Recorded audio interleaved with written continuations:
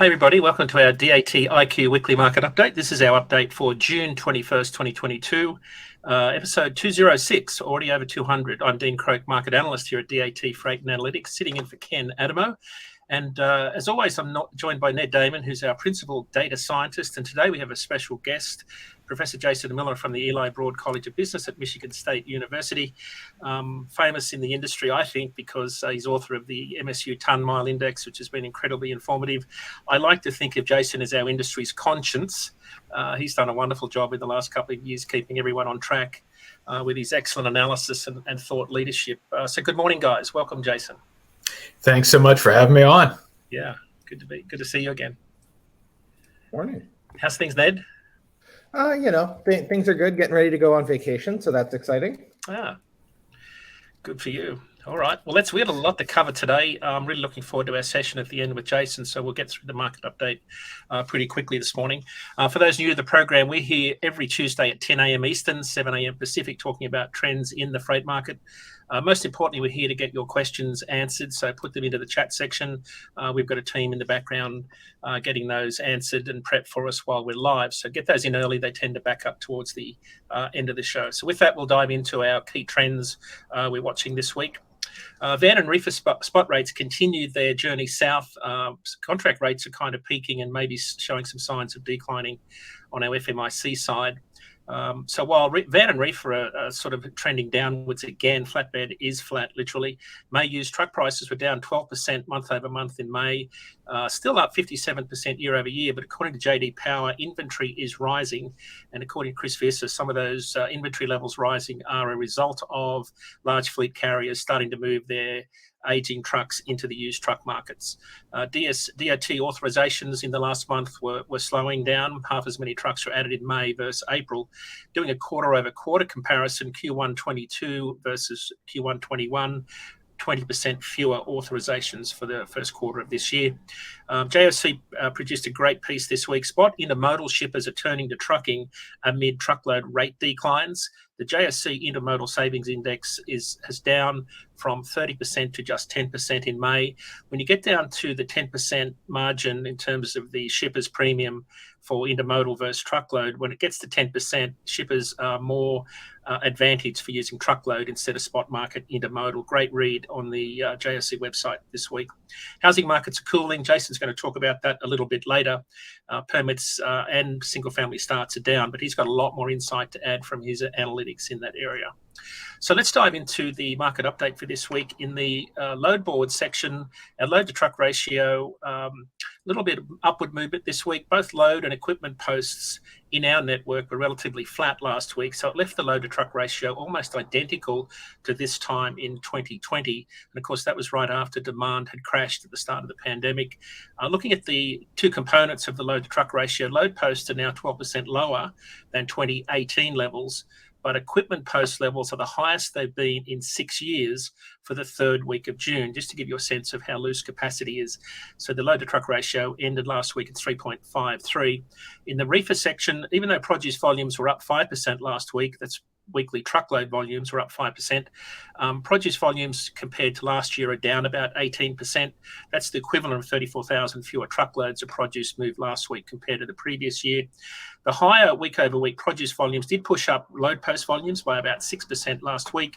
Equipment posts were down as a result, so the load to truck ratio shifted up slightly to 6.28. And in flatbed, load post volumes are about 11% lower than the same week in 2018, which was an excellent flatbed market. Volumes dropped 11% last week. Equipment posts were fairly flat last week, but 6% higher than 2019 when the market was oversupplied, to give you a sense of how much capacity we've got. As a result, the flatbed load to truck ratio decreased to 36.49, about 10% lower than 2017, as you can see on the chart there. In the market condition index part of our report, I took a look at the West Coast markets today, given JOC's inference that shippers will be looking to move more volume on the spot market, given the savings differential between intermodal spot and truckload spot has narrowed. We expect to see some surging volumes on some of those intermodal lanes. The JS index compares about 115 lanes, and it indicates the average shipper saved 10% nationally in May. That meant that we're seeing more volume on some of these key lanes. And one of the lanes I looked at was, of course, Los Angeles to Chicago, where about 30% of intermodal moves travel. Spot rates, Los Angeles, Chicago, are trending up slightly in the last few weeks. They're only at $1.80 per mile this week. And whilst that's 16 cents a mile higher than the average for May, it's still 94 cents a mile lower compared to this time last year. Another intermodal lane we looked at, Bethlehem, PA into Dallas, averaging $1.08, $1.08 excluding fuel. That's 60 cents a mile lower than the previous year. Los Angeles to Dallas is another high volume intermodal lane. Truckload loads moved are up 23% month over month, again pointing to shippers moving some volume over to truckload. That's intermodal shippers. But most of those gains have occurred in the last few weeks. So we can see that trend starting to happen. Spot rates, Los Angeles, Dallas, were averaging $1.82 this week. That's $1.27 a mile lower year over year. Chicago to New Orleans, similar story. Rates dropped by 66 cents a mile in the last year to an average of $1.97. Make sure you catch up on the JOC Intermodal Index report that was out, I think, maybe late last week. In the reef section, we've talked about produce volumes being down. California produce truckloads are the lowest in 7 years and contributing largely to the decline in spot rates for truckload carriers this year. In Fresno, the largest of the reefer markets, which is usually pumping out tons of produce at the moment, loads moved to Chicago out of Fresno in the 10-week period beginning April 1 are down 25% compared to this time last year. So a significant drop-off in outbound volumes. On that lane, reefer rates are currently 99 cents a mile lower than this time last year. And to underscore just how hot the 2021 produce market was, in the same 10-week period, weekly truckload volumes between Fresno and Chicago almost doubled last year. This year, the increase is much lower at about 65%. Line haul rates, Fresno to Hunts Point, New York, the biggest produce market in the country, averaging $2.12. That's excluding fuel. That's about $1.32 a mile lower than this time last year from Fresno to Hunts Point. And loads from Fresno, 900 miles north to Seattle, capacity is tighter, reflecting some of the dropping rates southbound. Reefer line haul rates northbound into Seattle out of Fresno are at $3.79 this week. That's up 37 cents a mile over the average for May.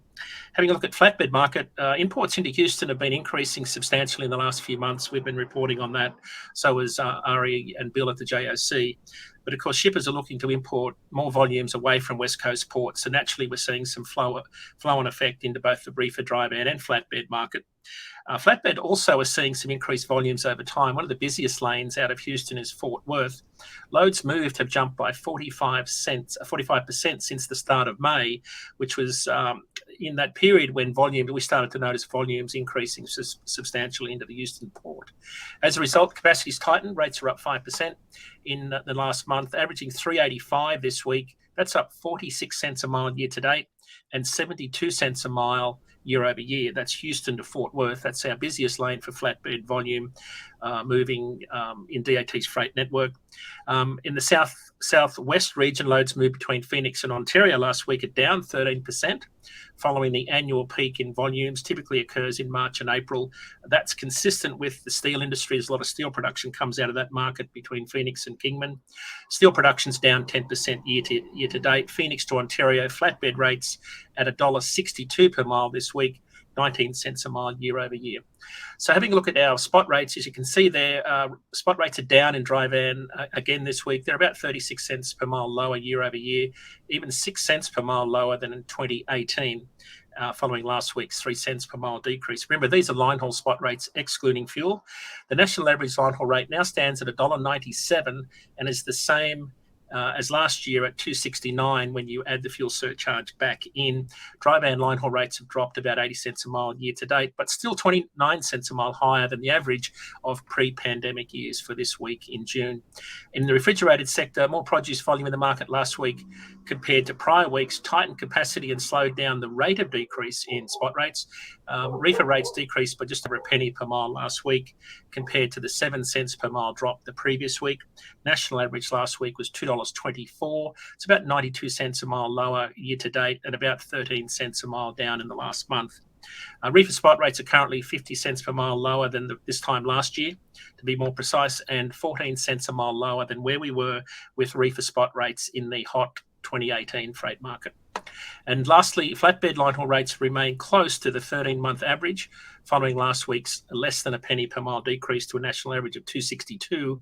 Flatbed spot rates, excluding fuel, are now 12 cents per mile lower than last year, but still 14 cents a mile higher than the flatbed rate rally in 2018. So that's it for this week's market update. If you'd like to find out more about what's happening in freight, go to dat.com/market update and download our long form weekly report, which will be published tomorrow evening. And with that, it's over to Ned for the short-term forecast. Hello, everybody. We're going to begin by looking at dry van forecasts. In blue, we can see the market rates observed by DAT. Once again, that these are line haul rates excluding fuel. Off to the right, you can see our forecasts. In green, our ratecast forecast still has a little bit of optimism, although the overall trajectory is down. It's expecting rates to rise by about 5 cents as we move into the 4th of July, and then to drop back down to about current levels as we exit and move into the middle of July. In red, the short-term forecast is expecting, once again, the overall trajectory to be down, with rates rising, keeping current levels through about the 4th of July, a small peak around 4th of July, and then dropping by about 4 cents as we move into the middle of July. The blended forecasts, which are mixtures of the ratecast forecast and the short-term forecast in different amounts and in different ways, are leaning much more towards the short-term forecast, with the overall expectation that things are going to follow the short-term trajectory, although the gold blended forecast is expected to be a little bit elevated above where we see the short-term. Moving on next to the reefer forecast, we can see in blue the market rates observed by DAT. Once again, these are line haul rates excluding fuel. Off to the right, you can see that there's pretty broad model agreement in reefer, with all of our forecasts following about the same trajectory. I'm going to describe the rate cast in green line first, with rates rising by about 10 cents as we move into that 4th of July peak, and then dropping back down to current levels as we move into the middle of July. Short term in red is following basically the exact same trajectory, and the blended forecasts in gold and silver are, once again, it's all just a tangled mass of spaghetti noodles there. Finally, moving on to flatbed, we can see in blue the market rates observed by DAT, and then off to the right, you can see that there's pretty wide divergence in our forecast models. The ratecast model in green is the most optimistic, expecting rates to rise by about 5 cents as we move into the 4th of July, and then falling back to current levels by the middle of July. In red, our short-term forecast is expecting rates to maintain their current levels, with an overall downward trajectory, rates dropping by about 7 cents as we move into the middle of July, although there's a small peak as we hit that 4th of July weekend. Finally, the blended forecasts in gold and silver, which are mixtures of the two forecasts in different amounts and in different ways, are kind of splitting the difference, with an expectation that rates will keep their current levels, maybe gaining a penny or two, with a small peak in the 4th of July, and then falling by about 4 cents as we move into the middle of July. And with that, we are through our forecast models, and we are on to our DAT IQ question of the week, which I'm very glad we have Professor Jason Miller here to discuss. And that question is, housing starts and permits tumbled in May. So how much impact do we expect last week's interest rate hike to have? So that is a great question. And I'll tell you, my crystal ball, I wish it was a little clearer, but I'm going to give it my best. So the first thing to keep in mind right now is all that headline data is what we call seasonally adjusted. And what that means is that basically it's asking, are we following sort of historical patterns? There's nothing historical about COVID. So what I'm liking to look at right now is essentially the not adjusted data. So looking more at the raw data, and especially drawing comparisons back to 2019 and 2018. Because remember, we were in a stimulus-fueled buying craze last year at this time. Mm-hmm. And when you really think of housing, there's really 4 pieces to it. Permits being issued, how authorization, so permits are in place but not started, starts, and then under construction. And so when you look at that right now, all of those data, if we go back to 2018 or 2019, we compare favorably. And in many instances, very favorably. So for example, permits, May of 2022, 95,000. If we go back to May of 2019, they're only 81,000. So that's a 15,000 difference. That's a substantial percentage difference right there. Houses authorized but not started. So you've got the permit, but you haven't even started excavating. If we go back to where we were in 2019, that'd be about 93,000. Right now, today, we're at 157,000. So the number of houses that are authorized to be built, but we haven't even started, is up 50% from where we were in 2019. Wow. Housing starts, this is the number that gets most of the attention, came in at 93,600, not seasonally adjusted. Going back to 2018, it was 88,700. So even in this quote unquote down market, we're still starting more houses than what we were in 2018 during obviously a very good economic period. And then the one series that I always really focus a lot on is houses under construction, because once a house starts, you're going to finish it. And if we take a look at where we're at now, at this time in 2019, we were at about 525,000 houses under construction. Today, we're at 820,000. So we're up an incredible amount. We're up over 50% in terms of houses that have been started but have not yet been completed. And so you tie all of that together. The way I'd frame it is, did things on a seasonally adjusted basis for especially starts weaken in May from April? Yes. Can we put that much faith in those historical patterns holding? I'm a little more hesitant in that. But in absolute terms, the construction market is far stronger today than what it was in 2019, and it's looking even better than 2018. So I would certainly say the data is suggesting the sky is not falling, and we need to have a pause. Yeah. Now, 2023, that's where there's a lot more uncertainty because we don't know what the interest rate hikes are going to do. And so that's where the rest of this season, I'm not worried about. Yeah. Next year, there's a lot more uncertainty to it.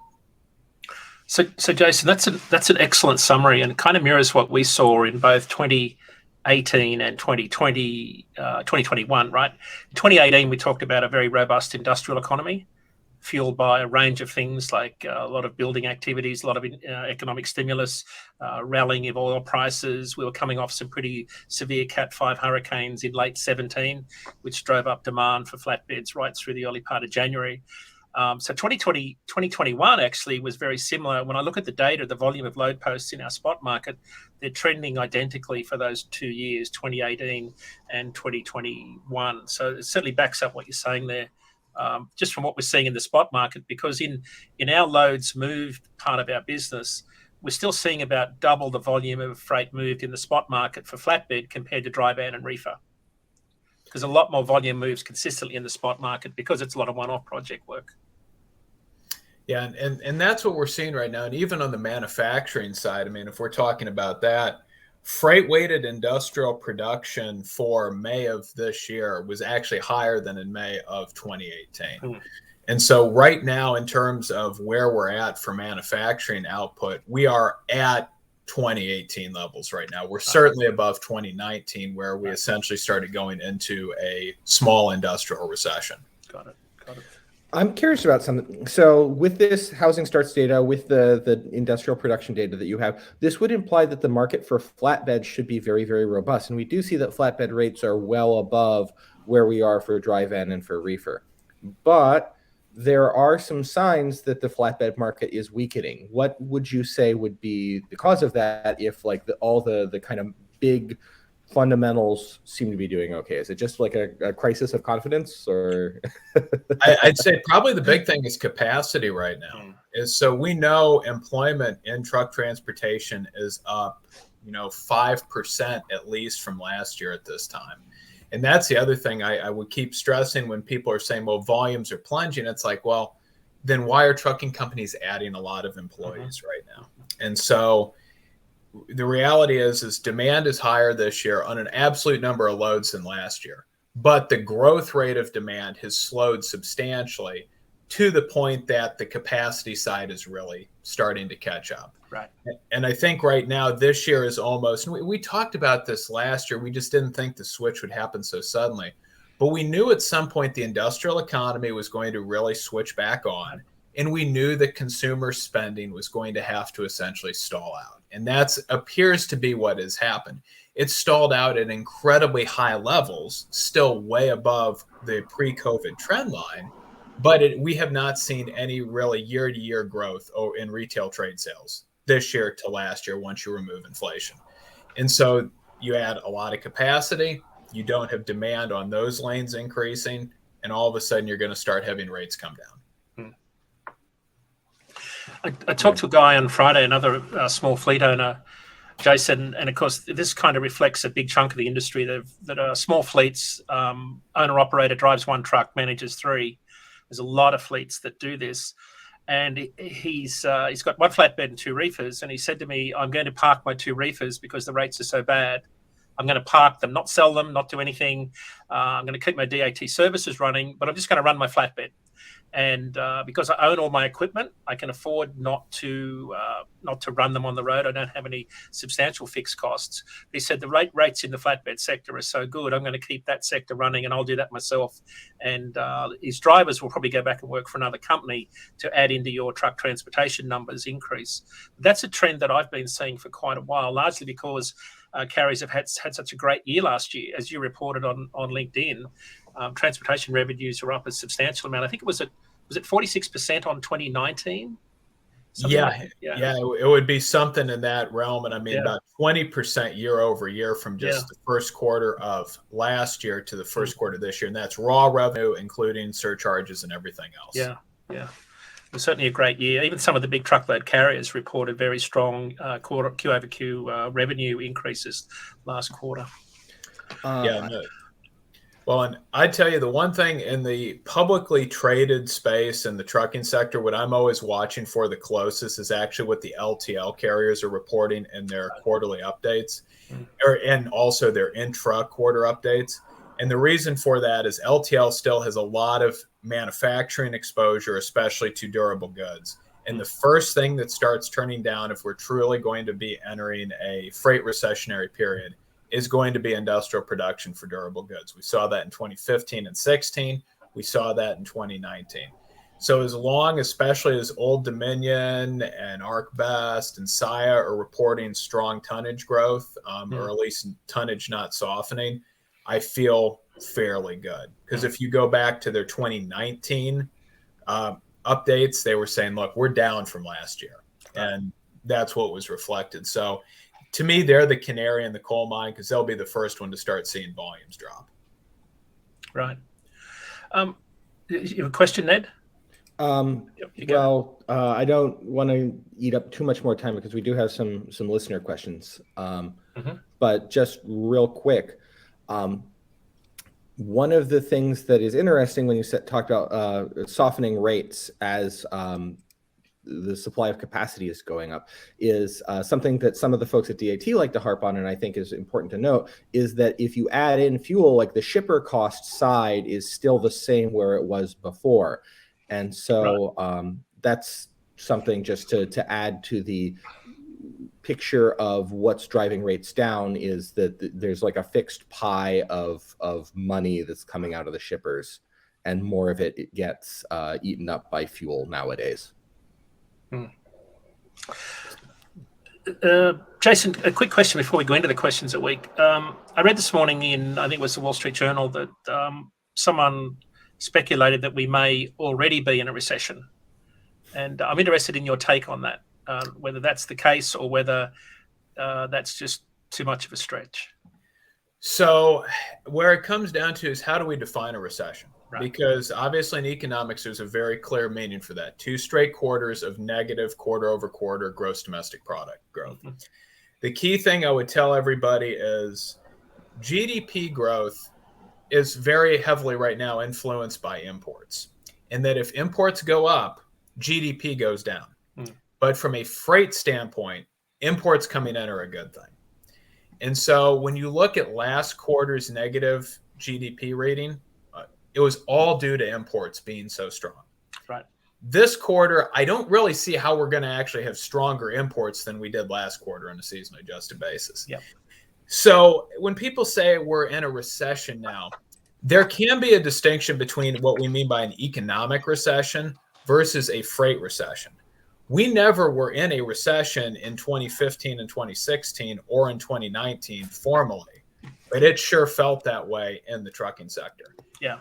We may now be in a situation where we're in the reverse setting, where formally economists say we're in a recession because of how these things are calculated. But in reality, activity for the trucking space is actually up on a year-over-year basis. So I would say even if we are, what matters is how much freight are we seeing moving? If we start seeing freight volumes suddenly really start to fall, that is to me the warning sign that okay, something is problematic. Right. Right. One more question, Jason. I read this morning again in the Wall Street Journal. We're talking about the infrastructure bill and the impact on freight. They were talking about publicly funded freight projects are coming in about 20% higher this time around because of labour shortages and higher transportation costs.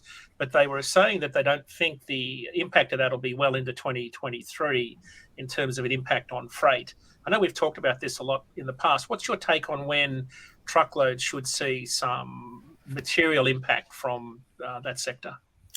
Yeah, I mean, it really depends as how far along are the projects getting. I mean, if we're just in the excavating phase, right, then we're not going to be seeing quite as much, demand versus we're in the actual building stage where, I mean, right where I'm at in Michigan, I mean, we are basically a construction zone right now everywhere I live. And I mean, you're seeing the massive, concrete, pieces for sewer systems and whatnot going in. And it's like, okay, clearly that's all moving by flatbed. Right. Flatbed trucks I've seen around us is unprecedented recently. So I would imagine probably for a lot of things it will be more, later this year, if not into 2023, when we'll really start seeing those impacts. Yeah.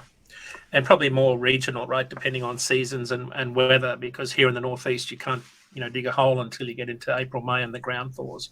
But maybe in the southern latitudes, you'll do a lot more building throughout the entire year. Yeah, exactly. Same here in Michigan. Yeah. Any more, while you got your crystal ball out, any more not so hot takes, what you're looking at the moment? Yeah. So right now, though, one thing I keep looking at right now is credit card spending data from the Bureau of Economic Analysis. And they have a unique way of doing it, in that rather than going to a single bank, they have data from the largest payment processors. So the one that has the terminals in the store. So you're getting data on all of the cards that go through. Right.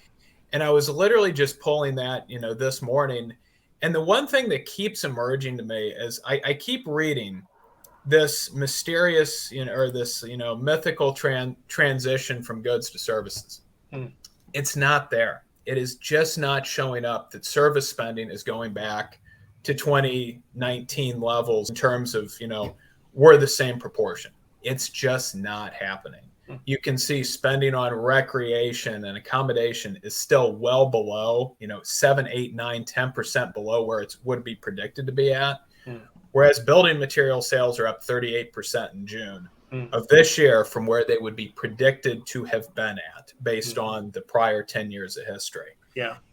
And so I think that one thing that, that I'm just seeing is that there's all of these negative headlines about, consumers being, crushed. And I'm not trying to dismiss that, but a news story that talks to 5 consumers who all say they're hurting.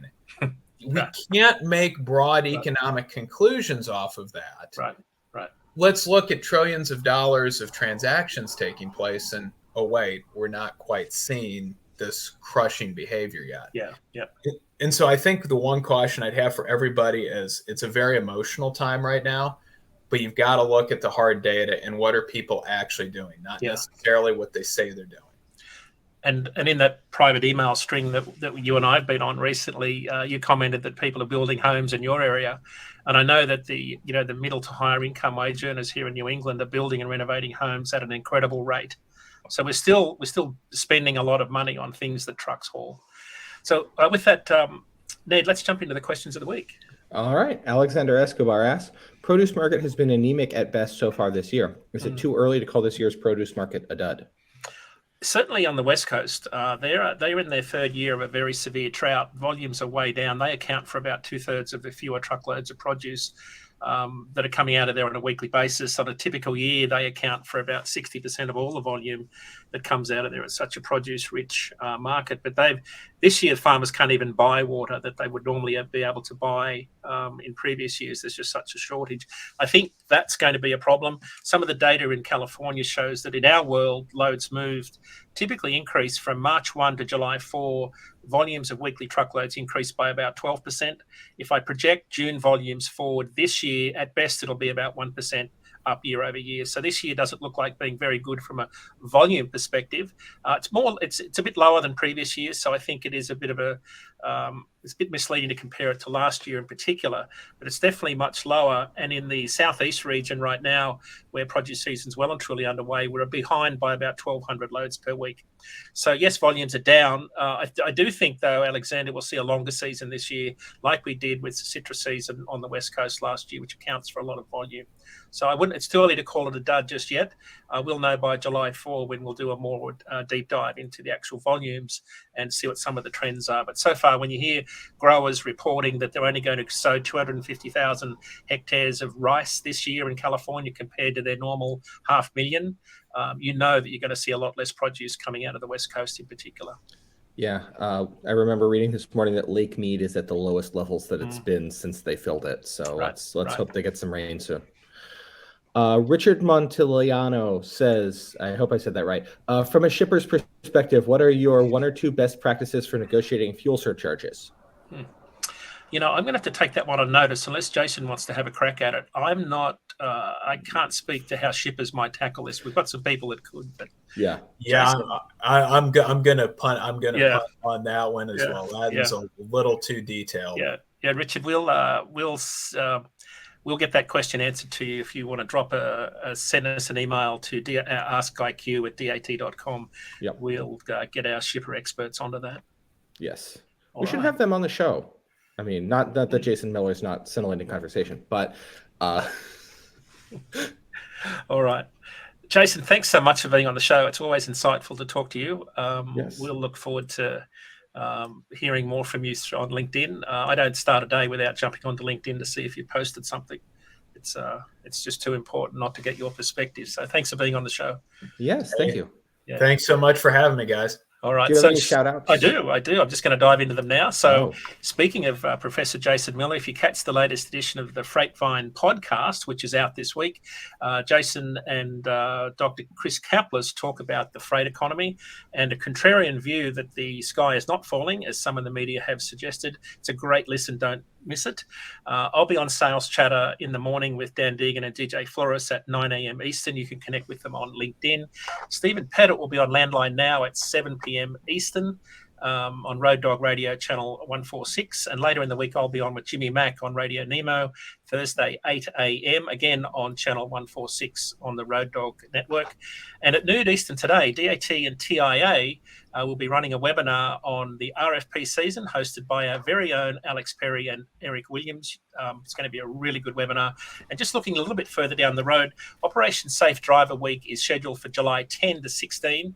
Make a diary entry for that one. And probably the more impactful on truckload capacity will be Brake Safety Week. That's scheduled for August 21. And with that, that's the end of our show for this week. I'd like to thank Jason Miller for being on the show. Again, if you've got any questions, send us a note at askiq@dat.com. And with that, we'll end the show. Have a great week, everybody. Bye.